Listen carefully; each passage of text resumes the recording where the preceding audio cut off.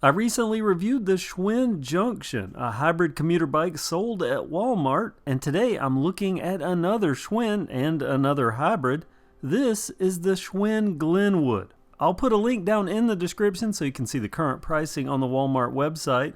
The Glenwood, like the Junction, is a hybrid bike as I've mentioned, but the Glenwood is labeled as a fitness-leaning hybrid. Though hybrid ultimately means mixed use, and that's prominently marked on the hang tag too.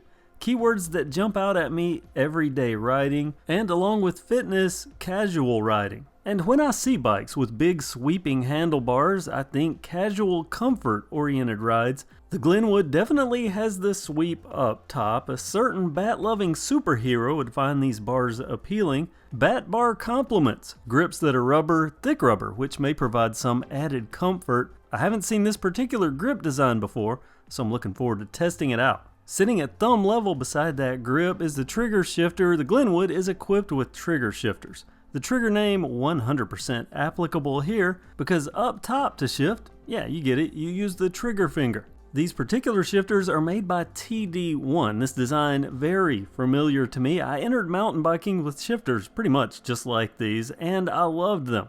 They've always had a place in my heart, and they're incredibly durable. They also reduce clutter with an integrated brake lever, and I keep saying they because there are two shifters, the 7-speed shifter on the right and a 3-speed on the left. In between that, lots of bar sweep and of course the stem. And this stem, it's not long, it isn't short. Hopefully it puts the bars at a sweet spot. What I like here is that the headset is threadless. For me, that opens up future flexibility.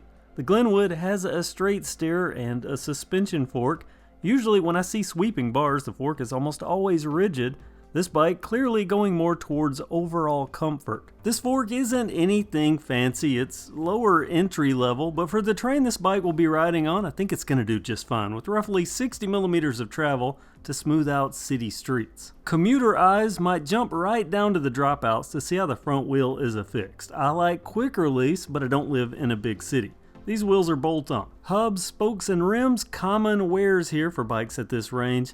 I do see rim brake channels. This bike has disc brakes, but that's okay. The wheels overall, they're 700C. The wheel card gives the suggested rider size, 5 foot 4 inches to 6 foot 2 inches. 700C equals tires that are 700 by 40C. Street tread, I'll look at that after the ride. Getting those 700C spinning is a drivetrain with 21 speeds for commuters. This is a 3x crankset up front, 170mm crank arms. And these are stamped and riveted triple chain rings, and the unbranded derailleur works through those 3 front gears. That's the front 3. The back 7 gets shifted via a Shimano derailleur. It's a Shimano flat face, an economical choice. On a commuter / casual riding bike, this will work through the 7 rear speeds just fine. It's a design that's been around a long time, just like this freewheel, the 14 to 28 tooth freewheel. Hopefully this is all tuned well out of the box because I made 0 adjustments. And this looks kind of slack, so we'll see. There is a built-in derailleur hanger, but that's not an issue because this bike has a steel frame.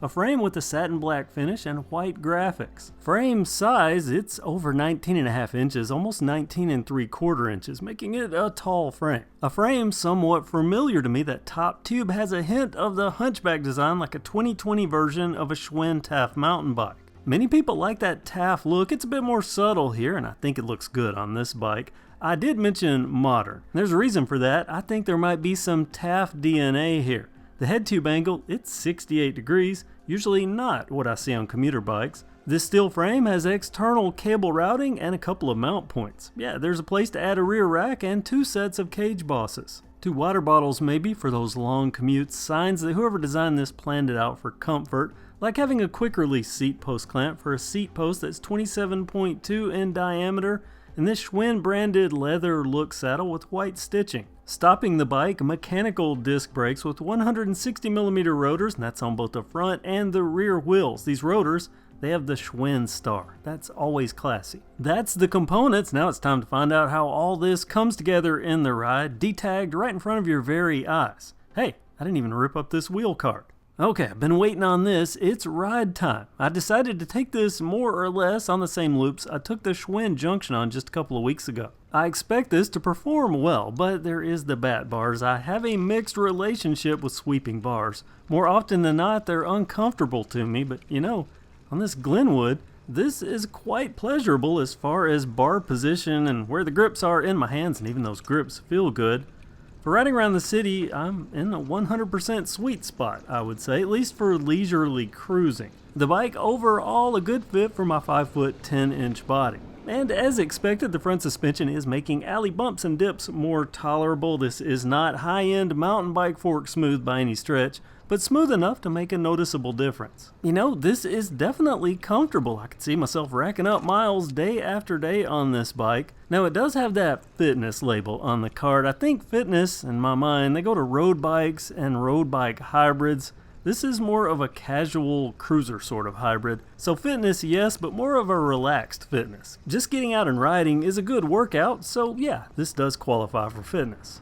Let's talk about the gear shifting, because budget 3-bys are usually the bane of my bike life. This one, if I had to rate it, I would rate it 90 out of 100 as far as the front derailleur's performance. The rear gearing, dialed in a flat face, it's capable of reliable shifting through all gears. So no real worries there. Gearing range, this is geared more towards ease and mid-level pedaling than top speed. A good thing, because standing up to pedal with sweeping bars is just not all that comfortable.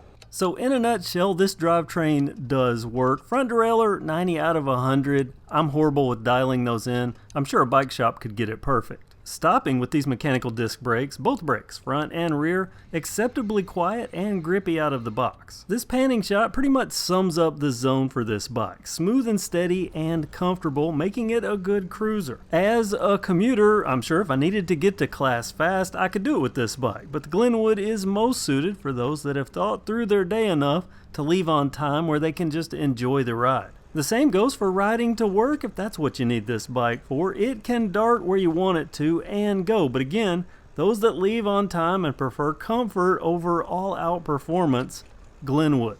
What types of terrain is this best suited for? Well, pretty much city stuff.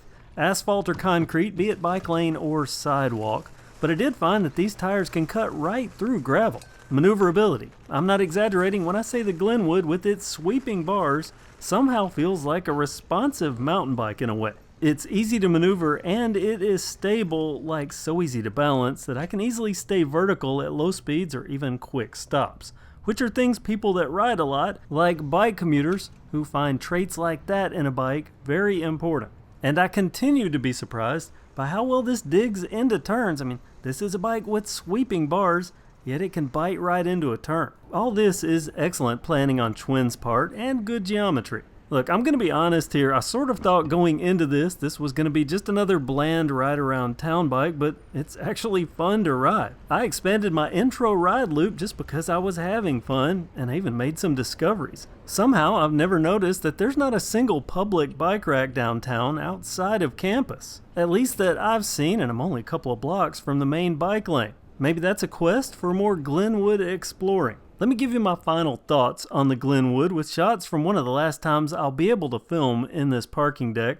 They're going to be tearing it down soon. First, I'm going to say well done, Schwinn, on another great design. This is affordable, comfortable, and fun to ride. And when I am saying fun and comfortable, along with sweeping bars, that's usually tough to pull off. I'm kind of liking these sweeping bars, and no, these aren't the first sweeping bars I've liked, but they are the first sweeping bars on a commuter bike that I have liked, even though it's technically a hybrid commuter. I also like these grips. They are basic, but comfortable. There's not a lot of fancy here. Most of these components, the bars aside, are used on many affordable bikes. They're economical budget components. The fact that they're used so often shows that they have proven themselves. And what I mean by this is as long as you keep them in the realm of what they're designed to do, they're probably going to work out, as is the case with this bike. I don't think there's anything this bike with this configuration of components is going to be presented with that it can't handle when we're talking about commuter, cruiser, or casual riding fitness duties. It all comes together and it works well for what it is, and that's about the most you can ask for in a bike. So in my opinion, the Schwinn Glenwood fits well in the role it's marketed to fill. That's my opinion. Now it's time for you to share yours. Comment below with what you think about the Glenwood. Does it fit your idea of a hybrid fitness bike? Or is it only for casual riders, or maybe even none of the above if that's your opinion? Comment with it. I look forward to seeing what you have to say. Please give this video a thumbs up if you found it informative. If you haven't subscribed, I hope you do so now. I don't want you to miss any upcoming content. Thanks so much for watching KevCentral. Have a great day.